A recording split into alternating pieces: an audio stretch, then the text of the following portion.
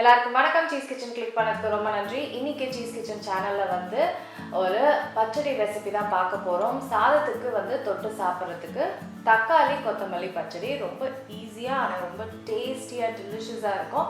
இதை எப்படி செஞ்சேன்னு பார்க்கறதுக்கு மறக்காம சீஸ் கிச்சனுக்கு சப்ஸ்கிரைப் பண்ணுங்க, லைக் பண்ணுங்க, உங்க நண்பர்களுக்கும் வீடியோ ஷேர் பண்ணுங்க. இப்போ வாங்க வீடியோக்குள்ள போலாம்.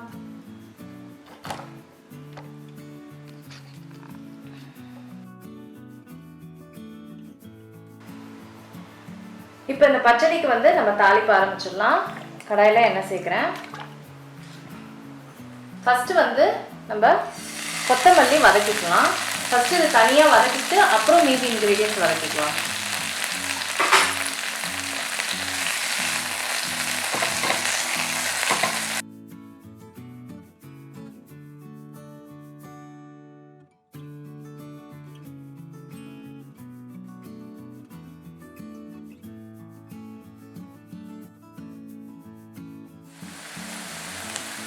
கொத்தமல்லி நல்லா வதங்கிடுச்சு. இப்போ எடுத்துடுறேன்.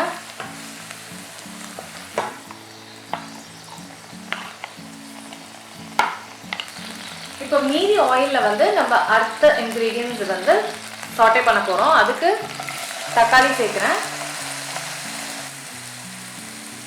பச்சை மிளகா, தனியா, ஜீரகம், கல்லுப்பு,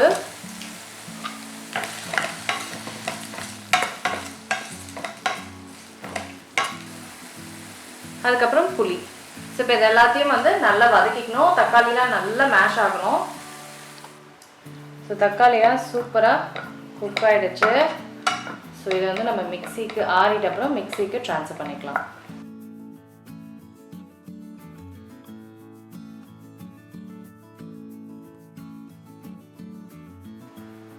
அதுக்கப்புறம் வதக்கின கொத்தமல்லி, அதுக்கப்புறம் கடைசியாக பூண்டு. ஸோ இப்போ இதை நான் நல்லா அரைச்சிக்க போகிறேன். ஸோ சட்னி இந்த மாதிரி வந்திருக்கு பாருங்கள். ஸோ இந்த டெக்ஸ்டரில் இருக்கணும்.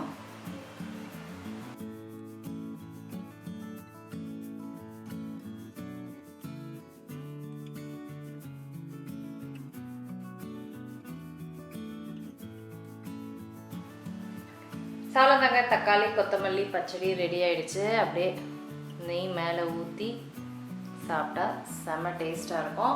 ஸோ கண்டிப்பாக ட்ரை பண்ணி பாருங்கள் இந்த ஈஸியான ரெசிபியை. நான் உங்களுக்கு சீக்கிரமாக அடுத்த வீடியோவில் சந்திக்கிறேன். வணக்கம். இருங்க எங்கே போகிறீங்க? இந்த 2 வீடியோஸும் கண்டிப்பாக உங்களுக்கு பிடிக்கும். கிளிக் பண்ணி பாருங்கள்.